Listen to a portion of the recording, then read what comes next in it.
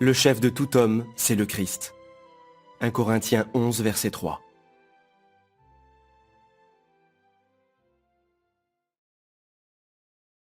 Nous lisons en 1 Corinthiens 11, verset 3.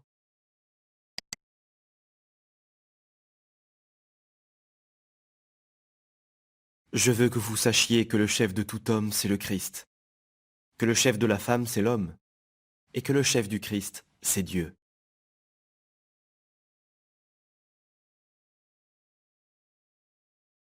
Ce verset énonce le principe de l'autorité établi par Jéhovah.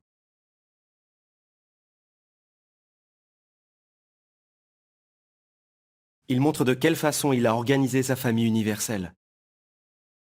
Notons que la notion d'autorité est étroitement liée à la notion de responsabilité.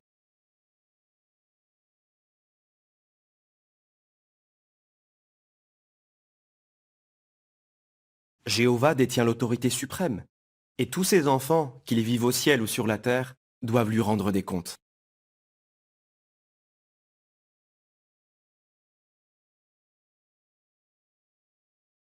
Il a nommé Jésus chef de l'Assemblée, mais Jésus est responsable devant lui de la façon dont il nous traite.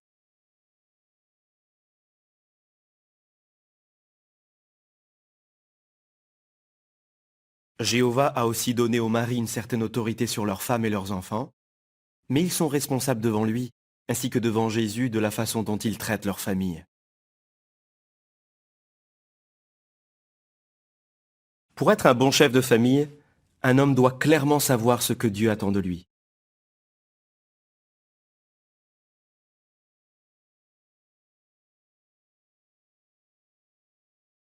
Il doit aussi bien comprendre pourquoi Jéhovah a établi le principe de l'autorité, et comment il peut imiter son exemple ainsi que celui de Jésus.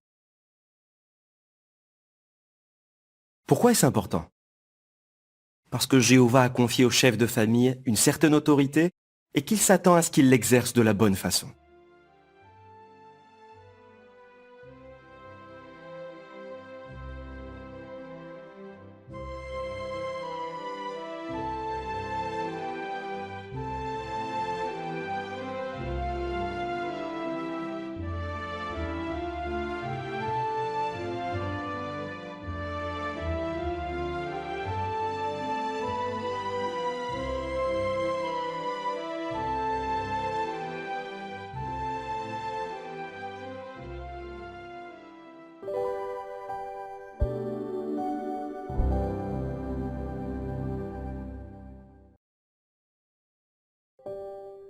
Que nous apprend 1 Corinthiens 11, verset 3 sur le principe de l'autorité?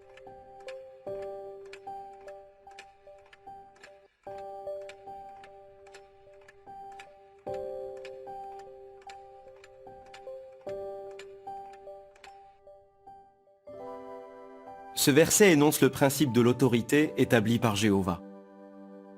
Notons que la notion d'autorité est étroitement liée à la notion de responsabilité.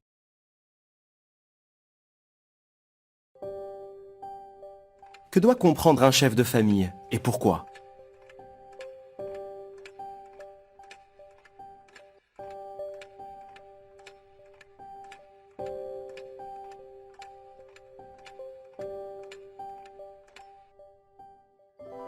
Il doit aussi bien comprendre pourquoi Jéhovah a établi le principe de l'autorité et comment il peut imiter son exemple ainsi que celui de Jésus.